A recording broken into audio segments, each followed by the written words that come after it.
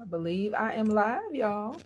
I do believe that I am live, and I'm just making sure that I am in all the places I need to be so that everybody who needs to see me can see me. Welcome, welcome, welcome. Join me. Hey, thank you very much for joining. I am, like I said, live. I actually go live in several places. So if this is your first time joining the broadcast, then do indulge me while I make sure that we are set up. So good. We're live on YouTube. We're live on IG. About to be live. Well, actually, we was live on Facebook first. So just FYI, we's live, y'all. I want you to go ahead and tag, share, repost, help a sister out.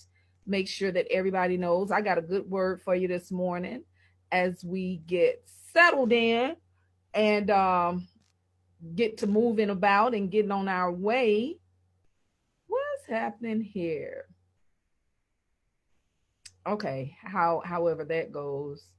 Seems like I should have a share button there, but if I don't, I ain't gonna worry about it. Um, on my own Facebook wall, I never really see it. I have to go looking for it. So bear with me for a moment while I make sure that I am set up properly and we can get right into this thing. Okay, okay. All right, 3 minutes in. That's almost the record. So bear with me for a moment. I know I just clicked mute, and again, it didn't mute. It just went down. So what I need you to do is go ahead and let me know that you're here because I don't always see you right away. And I do like to acknowledge those who join me for the broadcast every Sunday. Oh my goodness, I don't put the wrong thing up. Okay, sorry about that. Sorry about that. Click the wrong thing, but here we are. All right, so we good to go. I got all my cameras going. I usually have several cameras going, and clearly I'm running my own set. So just need y'all to bear with a sister for a minute. Hey, Jamie. Greetings, goddess. Thank you so much for joining me. I love to see the people who come on a regular basis. I love it when y'all come in. I love it. I love it. Y'all give me life. Oh my God, y'all give me life. Y'all make me feel real good. And you already know why I'm doing this. So, but I'll tell it, I'll say it again for the new folks. All right. So I am Celebrity Mary, and I'm out here leading with love and governed by peace on the MoneyFest Destiny show. This here is the gospel of money because money is your God-given right. In case you didn't know, I'm here to tell you, baby. Money is your God-given right. It's a different kind of Bible study around here. We do this each and every Sunday at the most segregated hour of the week, which is 11 a.m. on Sunday morning. We talk about diversity, inclusion, and all that there, but we don't like to be mixing all that stuff up with our religion. So when it's time to worship and give thanks and honor and all those other things, we ain't with all that mixing it up. So I'm here to give you a whole other perspective that you may or may not have been thinking about, but I'm going to go in the word and show you what it is that God has to say about money. And I'm going to tell you something. You might not know this. I put it in my caption every week because I want it to be drilled into your mind that after God, literally after God, the next most discussed thing in the Bible is money. Money suggests to me that God feels like money is pretty important, right? Money is an important thing to have, do, and all that other stuff. So we're going to get into that. We do it each and every Sunday at 11 o'clock. We rebroadcast the same show at 6 p.m. On Sundays, and then again on Thursdays at 12 p.m. So have lunch with me. I like to do that with you. I do have a call-in number. That number is 669-900-6833. The webinar ID is 766-687-876, and your participant ID is the number 40. I like it when you give me feedback and let me know if I'm hitting the marks that you want me to hit, and let me know what you want me to talk about in upcoming weeks. I'm open to all of that. I'm with it. I like it. I like that feedback thing. Make sure that you stick around to the end because I always have exciting announcements about business credit and other juicy stuff that I have going on. I keep being surprised at at how far along we've come in this year. It keeps feeling like the year just started, but we are in October. We are just about done with this year. We're in the last quarter, y'all. So why you girls still tripping? Why is it still a surprise to me that this year has marched on? Time is not waiting for any of us. Why is that a surprise? So anyway, this show does have caveats, warnings, and disclaimers. So those of you who are watching for the first time, I want you to buckle up your seatbelts, tighten it up, right? Because you in for a ride if you're going to be rolling with me. Don't assume that a person is lying just because you haven't ever heard the teaching before now.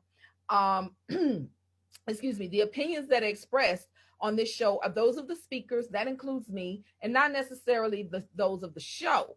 It's a separate entity. Any advice that's given is based on personal experience and independent research by the speaker, so engage at your own risk. Now, today's show, this show is called the MoneyFest Destiny Show, and we out here solving real problems. We're going to talk today about what God has to say about equity and equality. Now, I feel like that topic is the message that I have for today because I found myself in a room yesterday where we were discussing this very thing, where that came up. I think the session was called Illusion to Inclusion, the Illusion of Inclusion, or something like that, right? And it was excuse me, it was about diversity, not just in like the workplace, but in it and in the marketplace, but in our society at large. And this show talks about that every week. This is what we discussed, and I'll get to that in a second. I'll tell you about it. Before I get into that, though, we want to talk about what God has to say about equity and equality, because we still are working on and talking about economic healing. We're still talking about that. So I want you to tag, share, repost, start a watch party. Use the hashtag 2020 Boss Up. That's your girl's hashtag. So go ahead and use that. I just want to make sure that you are following me, right?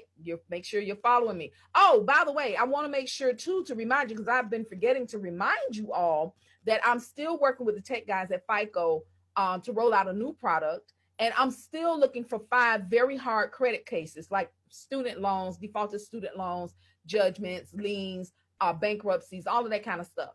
I am discreet, so nobody else will know unless you want them to know. No one else will know what business we have with each other. You can inbox me now. Make sure that you use the hashtag 2020 Boss Up when you inbox me, so that I know you want to talk about this, and we can set up a time to actually speak. Okay. So anyway, remember, I do rebroadcast this show. Go ahead and set your reminders, because I do this show every Sunday at 11 a.m. So go ahead and set a reminder now for the MoneyFest Destiny show.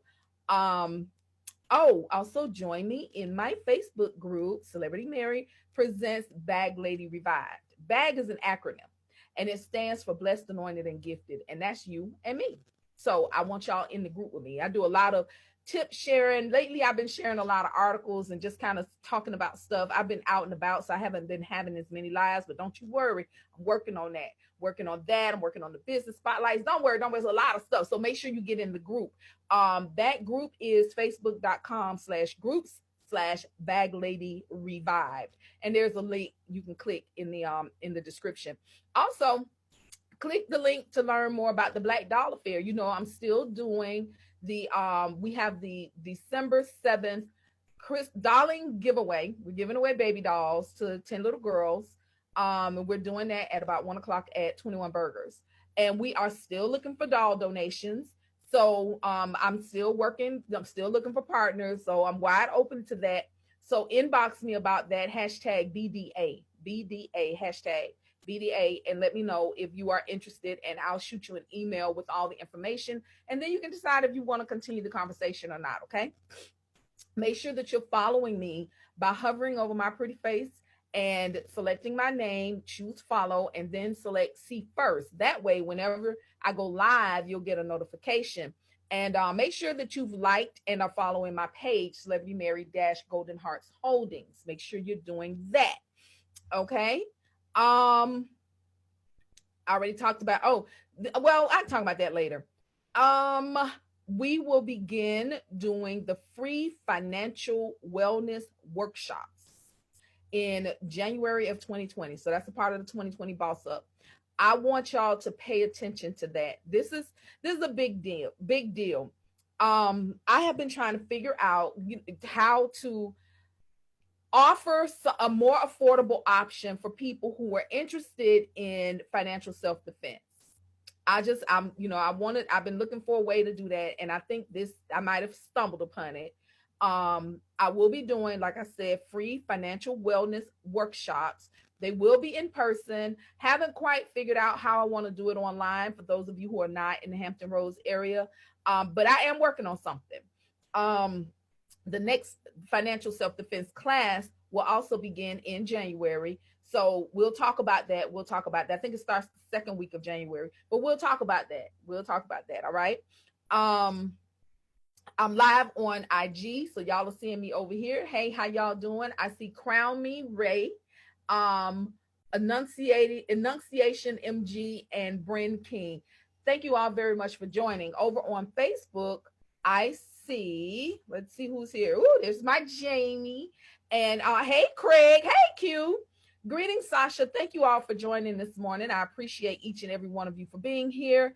Thank you very much. Y'all know how much I appreciate it because, again, it's 11 o'clock on a Sunday morning. You could have been anywhere, but you right here with me. And I appreciate it. I don't take it for granted because I believe that time is the most precious commodity that we have while we are right here on this here earth.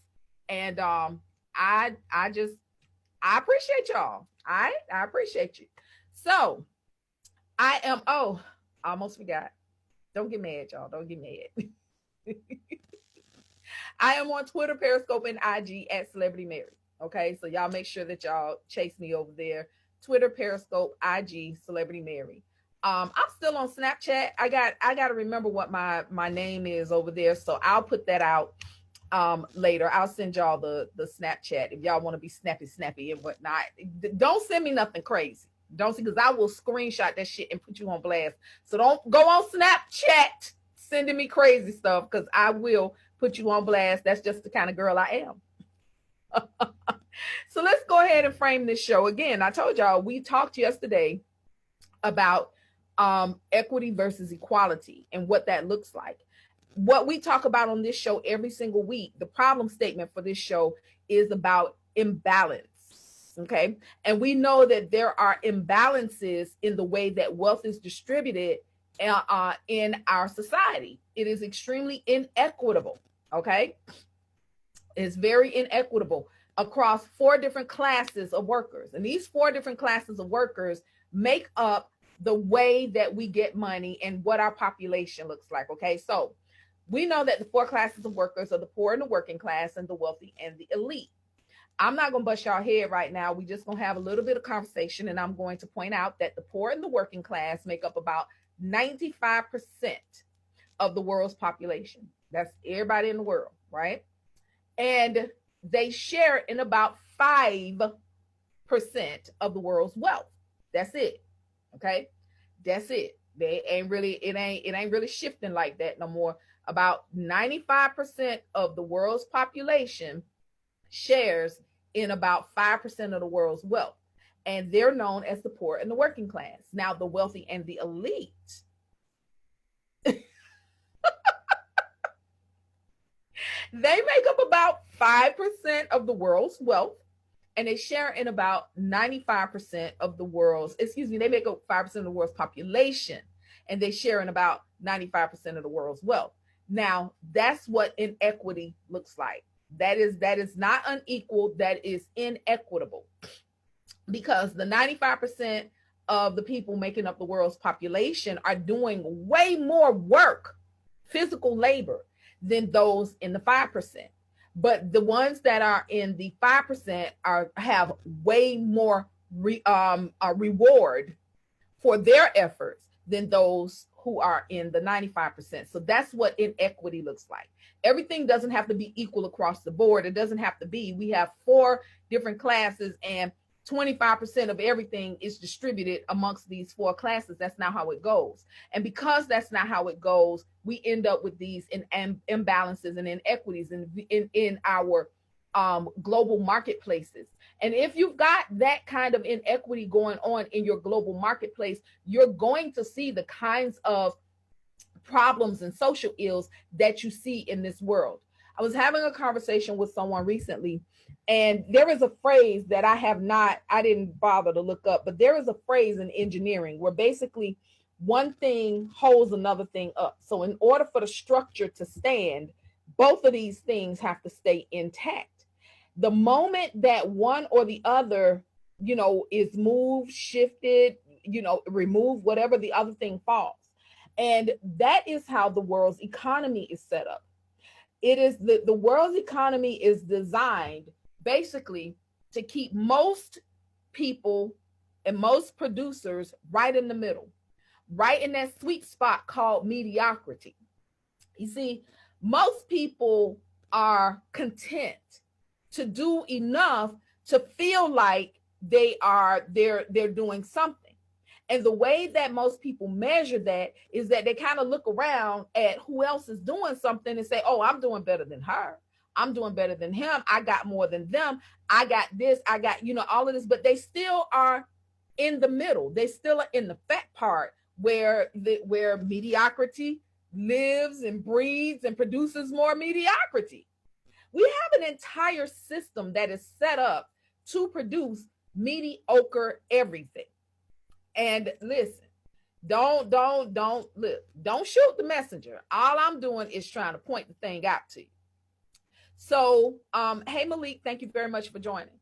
So we have a school system that is far more interested, it seems, in rote learning and education than innovation and creativity. Because when you start innovating and creating, you create synapses in your brain.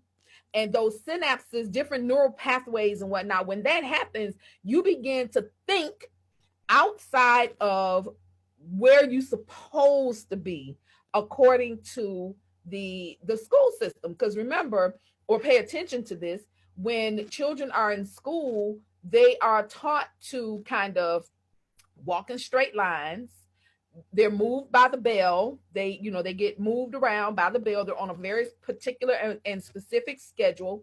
They are even fed while they're in school. And the less capacity and resources a family has, the more the children in the school rely on the food that the school is providing to them. And the school tends to provide food that is not as nutritious as it could be or as it should be. The kind of food that stimulates thinking and stimulates thought and creativity and in high energy and high vibrations. Our children are not necessarily being fed that kind of food. So they're even being fed a steady diet of mediocrity.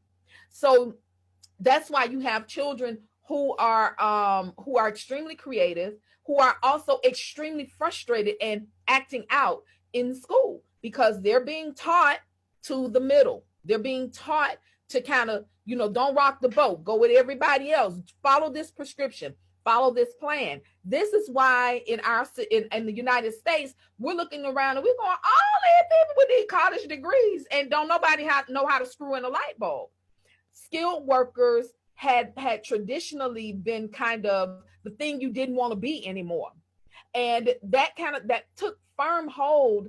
And we as a culture began to push our children toward education, where trades and learning to work with your hands or using your mind was looked down upon. And not just looked down upon, but actually and actively discouraged. Look at how we were talking yesterday. I was with some friends last night, actually, and we were talking about how, I know how to sew. I know how to sew on hand. I know how to create a pattern out of newspaper.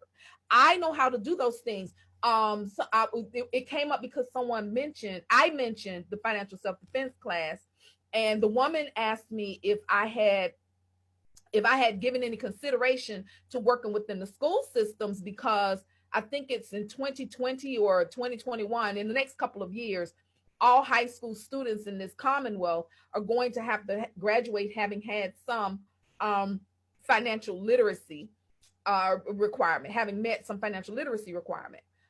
We were, and I was like, well, that's kind of crazy because I remember being in the seventh grade, seven, the seventh grade. And in my home economics class, we were taught basically how to run a house. We were taught, we had to complete checks. We had to fill out a checkbook. We learned how to fill out envelopes to put stuff in the mail. We learned, like I said, how to cut patterns and whatnot.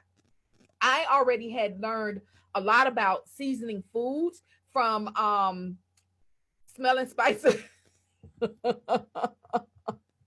It's funny to say, it sounds funny, but I did. I learned how to season food from smelling spices when people in my home would cook. So by the time I got to home ec in the seventh grade, I was taught how to measure. I was taught how to sift. I was taught about temperature. Like, you had to learn a lot of different things, and they weren't, we didn't have to write on paper and record degrees and things like that. But there is a difference, for instance, between cracking a egg out of the refrigerator into a recipe than if you crack one out that's been sitting out all day, that's at room temperature. There is a difference between, we didn't have a microwave when I was growing up, and nobody that I knew who was like baking cakes from scratch. Like, I baked a cake from scratch recently, but baking cakes from scratch, my cousin, I learned by watching my cousin bake these amazing pound cakes. She would sit all her stuff out in the morning. She'd have a pound of butter sitting out. She'd have her milk sitting out. She'd have her eggs sitting out, flour, sugar, everything that was going into that cake would be sitting out in the morning. And by early afternoon, she'd be mixing, and a lot of that stuff she did by hand. Now, me, myself, I personally, I would get me a mixer on a stand and get that thing whipped up real good. However, I learned just by observing and watching, but I did have like guidance and structure through my home economics class, how to run a house. I was in the seventh grade. So when she said that, you know, I'm trying to come up with a curriculum that I will be comfortable with going into a school with, because what I teach is not what's being taught. And what I teach is not being taught, because what I am teaching is how to move beyond the middle. How to move beyond the middle. Now, remember, we need the middle. We need the middle in order for the structure to stay in place. So I ain't saying everybody got to get out the middle. In fact, I don't want everybody out of the middle. I just want to make sure that me and my children, my generations, and anyone who wants to get out of the middle is able to get out of the middle. And by out of the middle, I don't mean sliding down into the oh gosh, what did your boy call it? That was Frederick Douglass. They talked about the talented 10th and the dismal 10th, and you know, then you have these 80% in the middle. Our government is structured in exactly that way. I don't think they necessarily care about what the balance looks like, but most people are herded toward the middle. There is a very good chance, if you have a college degree, that you were herded toward the middle. There is a very good chance that if you matriculated through public schools, you were herded toward the middle. There's a good chance that if you matriculated through certain private schools, you were herded toward the middle.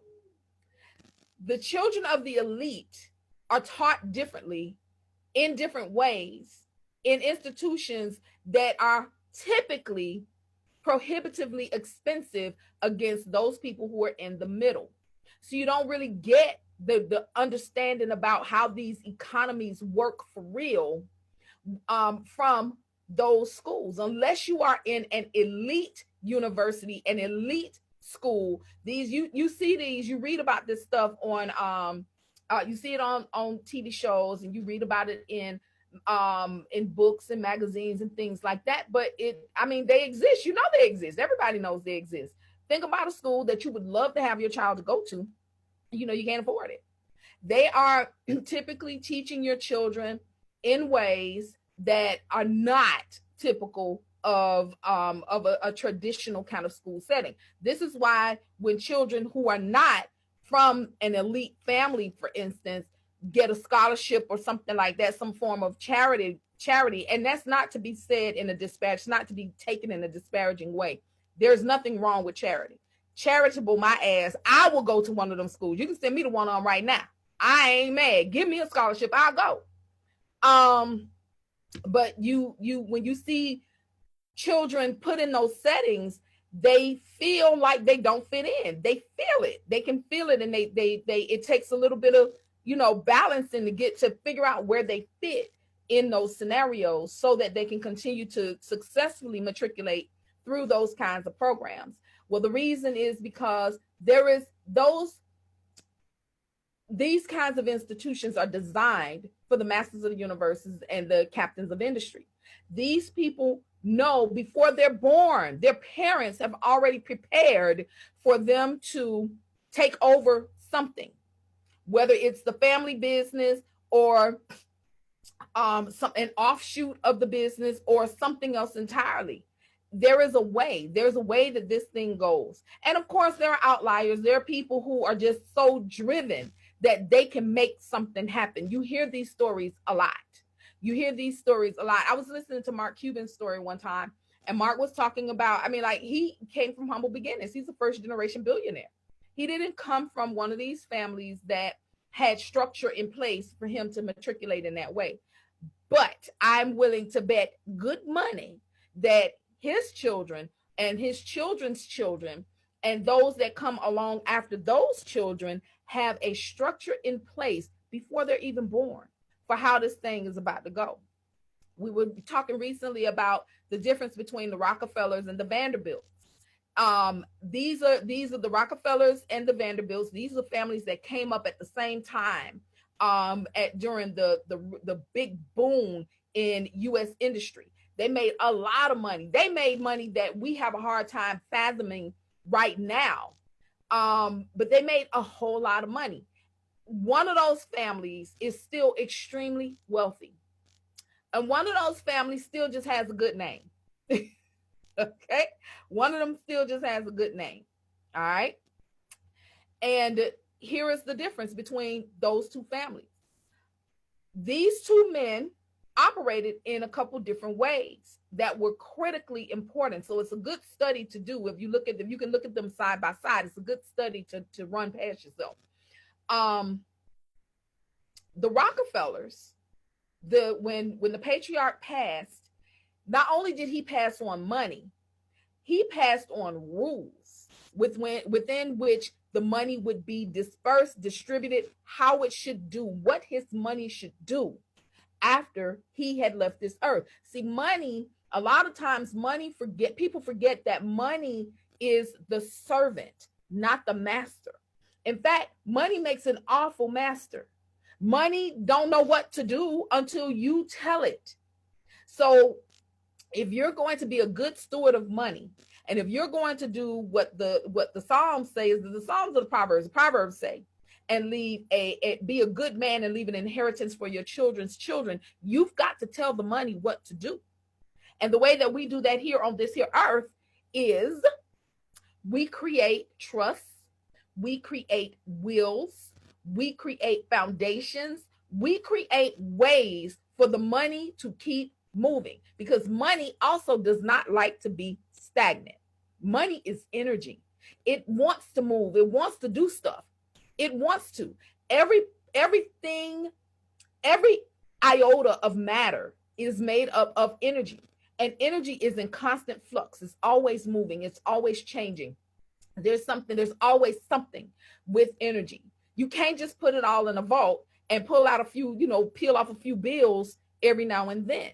So when the patriarch of the Rockefeller family left, he left specific instructions that continue on into perpetuity and that have protected his heirs.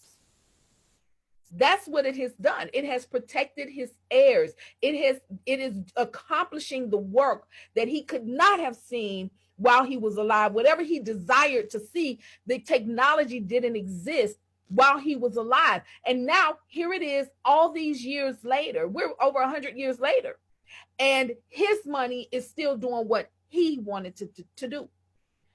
I have those same thoughts about what my money should be doing.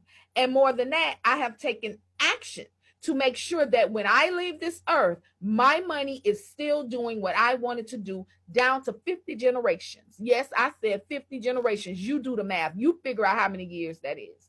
But I'm real serious about this thing. When I started this journey, I just wanted relief. Literally, I just wanted relief. I wanted to not be worried about paying my bills. I wanted to not be worried about whether my car was going to get repossessed. I wanted to be not worried about where, if we were going to have to move again and if, or versus choosing to move to another place because I want to move to this other place because I want XYZ, whatever it is. I just didn't want that worry anymore. I had been in survival mode for so long because I made decisions that in the moment made sense for what I was trying to accomplish at that time. And I finally got to a point where I was like, okay, what's next for me? And when I understood what was next for me, I just wanted relief. That was what I understood is I just wanted relief. I just want to be able to breathe. I just want to sleep at night. There are some of us who don't sleep at night. I remember when I didn't sleep at night. And I used to say that it was because, I had been a single mother for a long time. And I was always listening to make sure that, no one was breaking into our house or nobody was trying to sneak out of our house. Nobody was trying to sneak anybody in. But the truth of the matter is, as I continue to examine it, as I continue to look back over it, what I realized is that what was really happening is I wasn't resting. I was not at peace. I couldn't figure out how I was going to live this life like this. The money thing kept me up at night because at that time, I still was following money, chasing money, trying to get that bag. I was doing that. I was in the wrong position. I had a wrong relationship with money. I had a wrong understanding of what money was. So when I started on this path and I began to get a clearer understanding of who I was, it became easy to see what money is and what money is supposed to do in my life. It became very easy. So once that happened, I can only snap with one hand. Once that happened, once I was able to figure out who I was, who I am, once that part, the y'all part of me was built, I was like, oh, okay, I get it now. Okay, I got this, run that. This is the new program. And that's what I did. I immediately began working on a new program. The truth of the matter is we're always being programmed, always. We get to choose, though, once you wake up to the idea, once you wake up to the reality that everything around you is programming you in some way, conditioning you in some way. Once you get to that, once you get to that realization, then it's very easy, it's very simple to change the program. You see, the thing that we don't think about, I think the thing we don't think about is that we all are spiritual beings having this limited human experience. And don't worry, that's not bad, because that's what we came here for. We came here to earth for the purpose of having experiences. You don't really have experiences in your spirit form, because in your spirit form, you know everything. You're a part of the all. You're a part of God, right? We'll talk about that a little bit later. I've gone over my time for framing, but don't worry, I'm going somewhere. I'm going somewhere, and then I'm gonna get into the word. When I got to the understanding that I could change my programming, that I could decide what I wanted, what programs I wanted to run in my mind so that my body would follow. Because the truth of the matter is your belief systems are what creates your habits. Whatever you believe is whatever you're going to do. Whatever you believe is what your body is going to respond to. You have this guidance system in your body called emotions, and emotions help you to understand how you're feeling about whatever it is that you're doing. That's the job of emotions. And the better you feel, the closer you are to what it is that you really want to be doing. The worse that you feel, the further away you're moving from what it is that you want to be doing, or what you ought to be doing, or what you desire, whatever the desire is in your life. That's what your emotions are for. They're guideposts. They let you know. they also are the place from whence you create, because before you form a thought, you have a feeling. You have a feeling, you get a thought, the thought translates into words, and the words dictate your actions. That's how it goes, and it happens in a split second. You don't even have time to think about it most of the time. You react. A lot of us live reacting because we're not really present and in the moment with ourselves right now. We're rarely in our true moment of power. The time when you find yourself in your true moment of power is typically if you're deliberately, consciously in your moment of power, like in a meditative state, like you're very present and right here and right now. Or if you are in an emotional state right in that second, positive or negative, you could be feeling all in love in this one moment, excited in this one moment, or angry in this one moment. And I'm gonna tell you, for me, the way that I was able to figure out what that moment feels like was when I got angry. It was the easiest to find out when I got angry, because anger would move me, and anger moves a lot of people. When a lot of times when you get angry, you get to moving, you get active. When you get angry, you move, you do something. Stuff around you moves when you get angry. I had to learn how to use that to my advantage, because we've been taught that anger is a negative emotion. Not in my life. Anger is what helped me to understand, know, and learn how to move forward. That's what anger did for me. Anger was, I had to stop judging it. That's when you assign negative and positive to things, then what you're doing really is you're judging the thing. And the moment I stopped judging my anger, the moment I stopped deciding whether it was righteous, warranted, good and bad and all that, once I stopped all that labeling and I just let myself feel it. Once I got there, I was able to figure out how to move forward, how to use that moment of power, that flash in the pan. I was able to figure out how to use that to get what I wanted to have happen to happen. And when I started understanding that, and I started being real honest with myself, and I started allowing myself, when I got to that place, that was the sweet spot.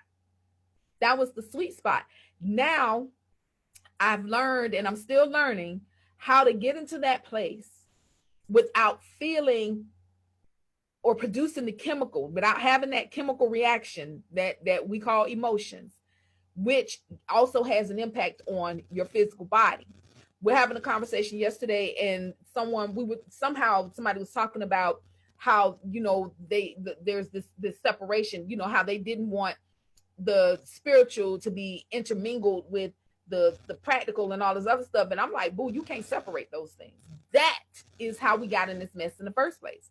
When we got away from acknowledging, recognizing, admitting that we are spiritual beings that live inside of bodies. We don't live in houses. We don't. Okay. If you wanted to go from point A to point B and there was a good distance in between y'all, you would get into some kind of vehicle. All right. I think we all would know that you would get into some kind of vehicle, and you would start that thing up. You would do whatever machinations have to happen, and then you would point it to wherever you wanted it to go, and it would take you there. Well, spirits wanting to navigate Earth and have experiences needed a vehicle. So we got bodies. Your body is the equivalent. Your body is to your spirit what your car is to your body. This is how you navigate Earth. This is how you get around. This is how you have experiences. And because we're talking about the Bible, and I promise y'all, I know I'm over on the framing. I promise we're going to get into this Bible. We're going to do it. We're going to do it, y'all. We're going to do it.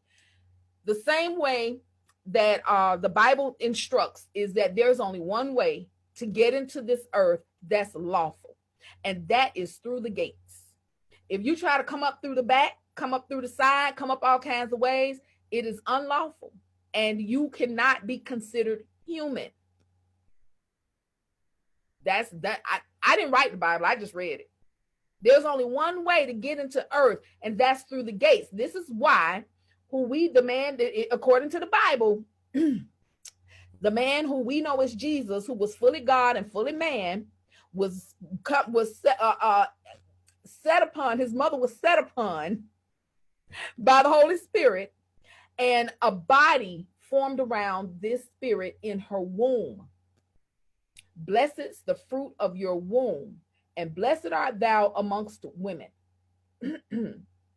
There needed to be a vessel in order for God to leave his throne in heaven and inhabit earth legally, lawfully. He had to come through heaven's gates.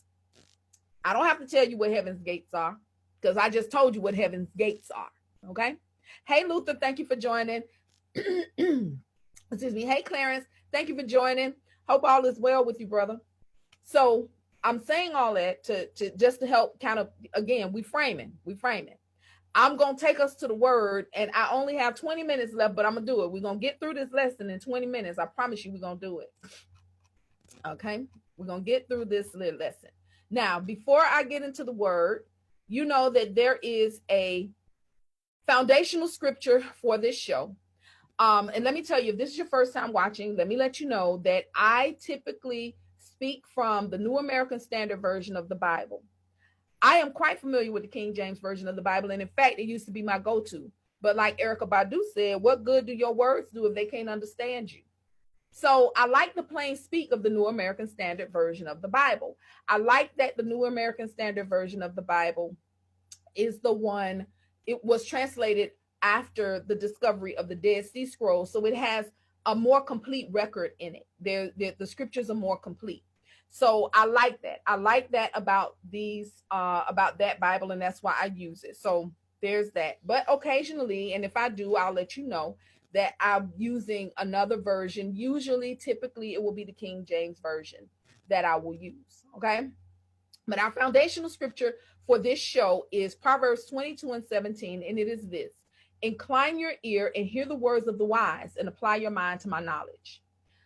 I'm always talking about economic healing, and the foundational scripture of our show is economic healing. You cannot get any other kind of healing. You cannot get any economic healing without getting general healing. So we start from healing. We start, even in your money, you got to start from a place of healing. When you were very young, you were taught some lessons about money. You might not remember them in your conscious mind, but they're in your heart and they're in your subconscious, and they are the reason why you are or are not having the success that you want to have economically. Not just money, not just finances, economically. That's a concept. We'll get into that another time. What this scripture means, though, is be open to hearing new information and be prepared to apply this new information in your life. Okay? So now we are ready to get into the word. And I have 3 different sets of scriptures for y'all today. I'm not going to read them verbatim. I'm just going to set them up for you. Okay? You can check them out yourself. You can check them out yourself. You should be reading your Bibles anyway, especially if you call yourself Christian and you profess to be doing the work of the Lord in this earth. You need to be reading your Bible on a regular basis. Me, myself, I personally am a professed heathen. I am a professed heathen.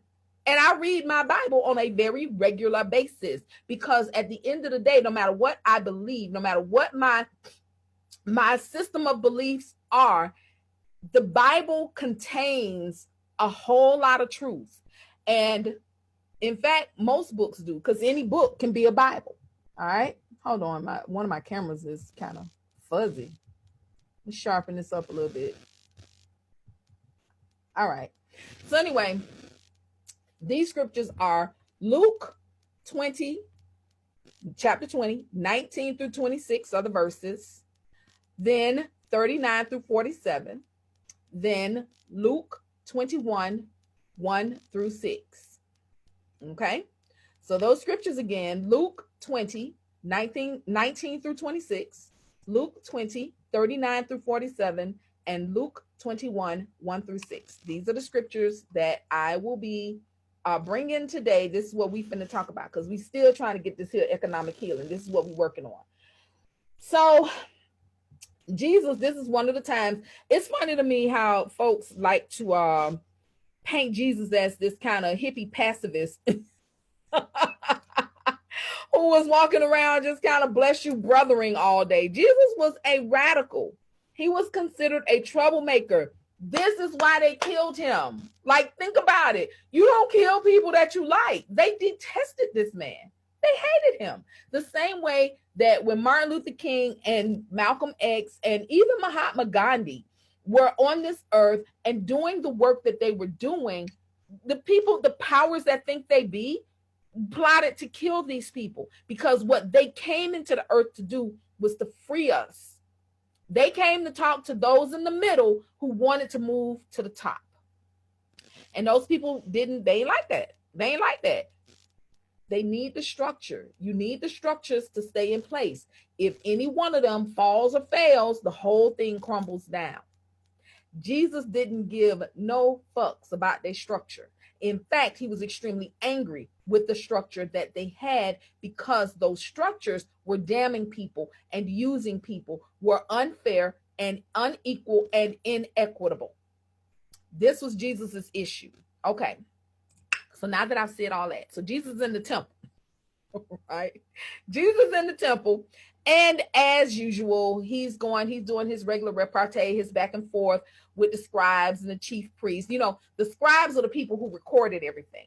That's what a scribe is, okay? So they were the ones whose job it was to record what had happened. They were the historians. And the scribes were Jesus was having his back and forth with the chief priests, the Pharisees and Sadducees, and they were talking about, he had given a parable in the verses prior to this. He had given this parable about a landowner who had leased out his land while he was on a trip. He was gone for a long time, and this was a practice and a custom, and it was vineyards. And so when he got back, he saw that, you know, the vineyards had produced some good fruit, and so he sent word to the people who he had leased the land to and said, hey, you know, I see y'all did good. Could a brother get some of them grapes? Sent the first slave or the first servant he sent over there. They beat him up, sent him back. This happened 2 more times. They beat him up, sent him back. They was like, we ain't getting you nothing. We don't care nothing about what you got going on. We're not honorable people. We ain't doing that. So finally, the landowner says to him, to the guy, well, look, I'm gonna just send my son, because clearly they feel offended that I'm sending these lowlies to them, and they, you know, maybe they feel like, you know, this is I'm trying to offend them. So let me send my son. Sends his son, and they kill the son, because their position was, oh, if we kill the son, then we get to keep the land when this nigga die, right? We get to be heirs. At that point, the landowner was like, oh, you have chosen violence. You niggas want war for real. So the landowner went and he destroyed these people, right? So that's the parable. The Pharisees heard this, and they knew that Jesus was talking about them and how they had not been keeping the covenants of God. They understood that Jesus was not, that he was calling them greedy, dishonorable. He was criticizing them. He was critical of them. And remember, they were the power structure. This was a theocracy.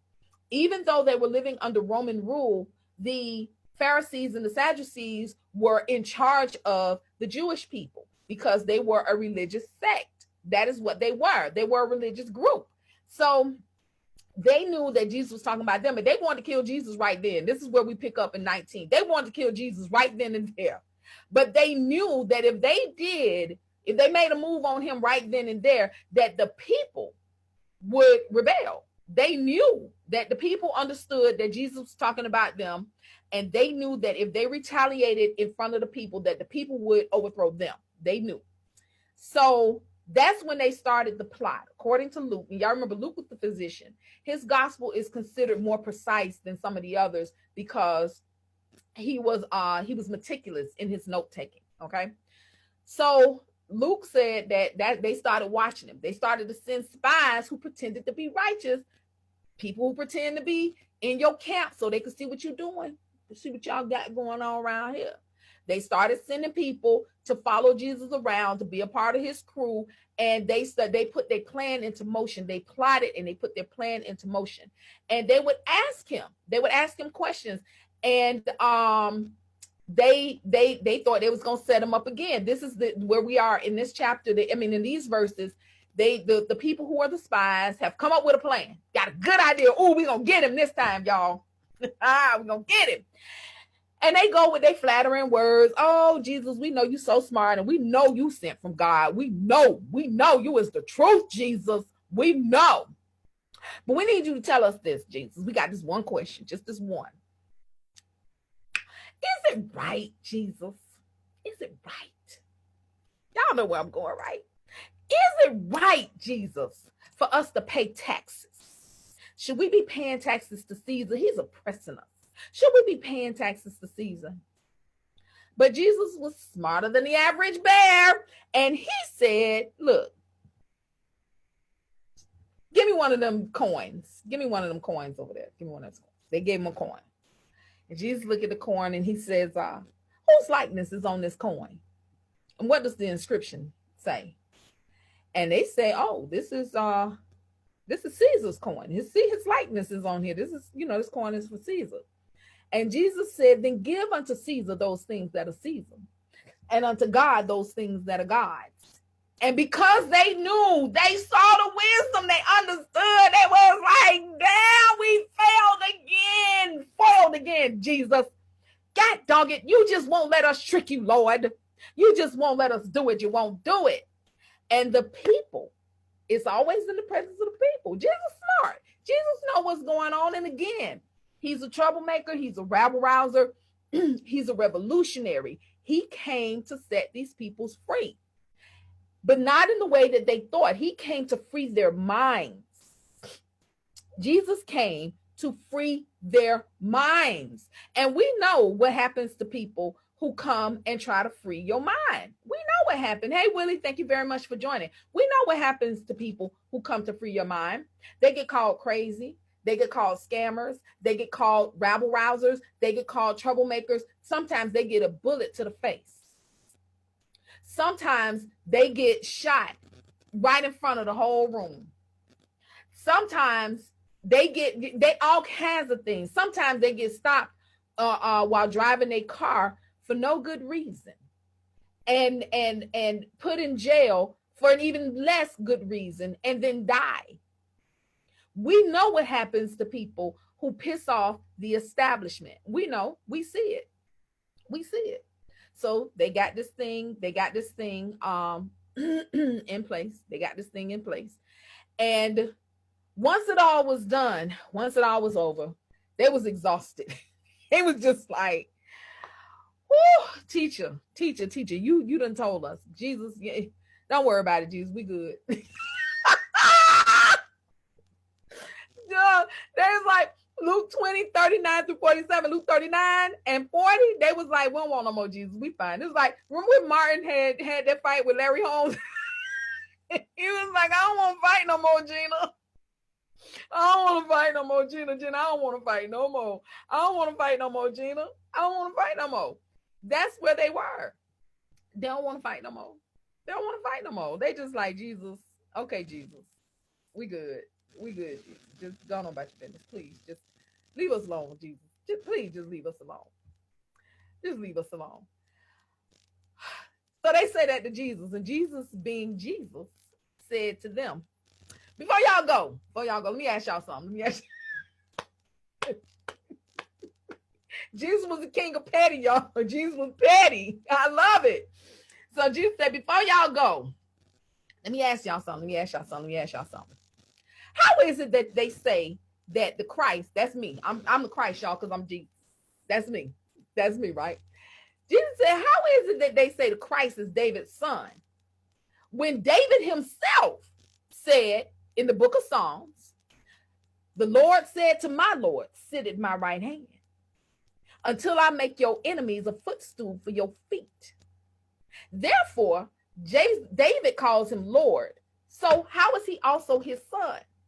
Jesus was like, I'm going to let y'all go but you gonna go with all the bruises I can give you. You gonna go and you gonna be, I'm finna give y'all something else to be mad about.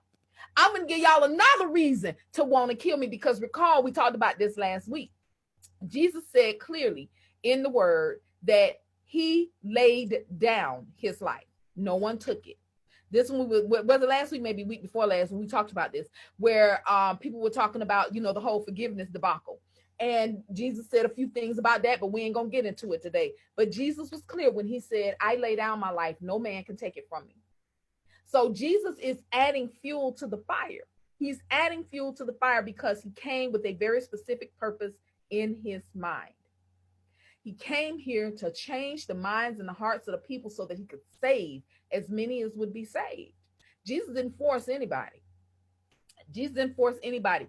God does not intrude on your life. Jesus came so he could do this work, right? And then he told his disciples, similar to the whole don't pray out in public and stuff, he said, watch out for them dudes. Watch out for them scribes, the scribes. Remember I told you the scribes are the people who write everything down. So that would be like your deacons. They would be your deacons if you were in the church, your motherboards, that would be that would be their role. So watch out for the scribes. They like to walk around in they long roads, and they like to have, people greet them respectfully and honor them and all this other stuff. They like to sit close to the pastor so that, so people can see them. They like to be seen. Watch out for them. Because what they do is they devour widows and take their houses. And they like to say long prayers in front of people. They reward, and they're going to receive a greater condemnation. Jesus, what you say, Jesus? What you telling people? This is what he told them. And finally, while they're sitting there and he's having this conversation with them, they notice people putting in an offering. This is the part that I really wanted to get to, and I'm glad that we got just a few more minutes. I'm finna get it. Woo, we finna ride out, y'all. So while all this is going on, people are coming into the temple and they're making their offerings. They're putting in their offerings. And he noticed that rich people were putting gifts into the treasury, and he really got no issue with them putting into the treasury. But this lady came in who was very poor. Whatever it was about her, he could see that she was very poor. Maybe it was the way that she was dressed. Maybe it was how she carried herself. Maybe whatever it was, he noticed her, and he identified her as a widow. And he may have identified her as a widow because she came in unescorted by a man. Remember, that was a patriarchy. It was a theocracy that was also a patriarchy. Okay? So she may have come in without a man, no husband, or maybe escorted by a small boy or something like that. But she was a poor woman, according to Jesus's observation. And she put in 2 small copper coins as opposed to whatever these lavish gifts were that the wealthier people were bringing in and putting in. And Jesus said to his disciples, this poor widow put in more than all of them, because they went to the bank and got their bread out. You know what I'm saying? They peeled off a few whatever, and they came to the church and they bestowed. And it ain't like they was, showboating or nothing like that. They came and gave because that's what the law was for their culture. You come, you make alms, you give so that the temple could take care of the people. The temple that was the role of the temple, right? So they came and, and they put in their offering, but this lady gave out of poverty. She put in everything she had to live on, according to Jesus. Those are Jesus's words, not mine. And because she did that, Jesus said she gave more than the rest of them. She gave out of her poverty. She gave out of her poverty. And I believe that she gave out of her poverty because she knew she didn't have to worry about money. That sounds crazy, now don't it? But I just told y'all there's a whole system put in place to take care of people like her. She could have made the excuse to not give because she had so little, but she understood that she was giving out of her poverty. And because she was giving in that way, the universe had to return to her what she had put out. She understood she was mastering money. For those of you on Instagram, it's 15 seconds left. The video is going to shut off, and that's fine. Stay connected with me. Make sure that you're following me. I do this every Sunday at 11. I'm looking forward to seeing you guys back here again next Sunday at 11 a.m. Peace. All right, that's Instagram, y'all. And let's see, share that to my story. So Instagram is done. Over here on YouTube, fine, me and you and we us and Facebook, we gonna ride out. We got this last point. That really was my last point. However, I want to make sure that I leave you with the clear understanding of the point that I was making a little bit earlier. All things don't have to be equal in order for them to be equitable. Because this lady gave out of her poverty, because she gave out of all she had to live on, the universe has to bless her and return to her in the same way that the universe has to bless and return to those who gave. And I wish there was a way to know what else happened in this lady's life, because my guess is that she saw improvements. Maybe she got married. Maybe she, found some other kind of fortune somewhere. But I believe that her life improved after being noticed by God. Remember, that's what the Bible says. Jesus is fully man and fully God. To be noticed by God for doing something out of your poverty, out of your lack, out of your belief in your lack, right? Because that's what Jesus says. And I like that phrase, out of her poverty. I feel like she gave out of her poverty. Now, do not get that twisted.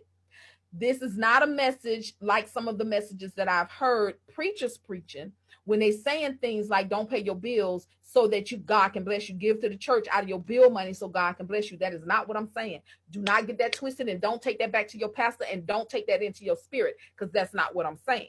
What I am saying, though, is don't worry about money. Don't worry about money. When you're giving, if you're giving from a place of, that your well-being is assured, give. And giving, that's a whole lesson in and of itself. The giving part is a lesson in and of itself. That's completely separate. But when you are doing anything, I have been in situations where, I'm gonna tell y'all this story and then I'm gonna get off because I'm a little bit over time.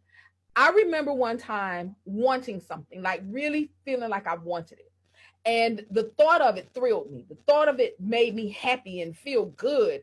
And I only had a little bit of money. I only had a little bit of money at the time. And I wanted this thing. And like I said, just the thought of it made me giddy, made me feel like a little bitty girl, right? And I decided I was going to get it. Money be damned. Because you know what? Money keep coming. They print money every day. So money keep coming. And I did it. I promise. It's like as soon as I made the purchase, I had the thing and I was enjoying it and I was loving it. Somebody called me. I got a new client. And I had a whole lot more money that lasted me a while. And I understood. Remember, I told you earlier when I was talking about using anger, this was a different emotion. This was delight. This was, I don't even remember what the thing was. I just remember the feeling. Whatever it was delight. And I decided that the delight was way more important to me than the money. And what happens when you sow, when you get something, when you get into a good vibration, the universe attracts like unto itself. The universe sends more of that thing. And I delighted myself into some delightful things, some more delightful things, and some more delightful things. So I'm leaving you with that today, because of the simple fact that, and y'all already know what's coming, I love each and every one of you, and there is absolutely nothing that any of you can do about it. Peace.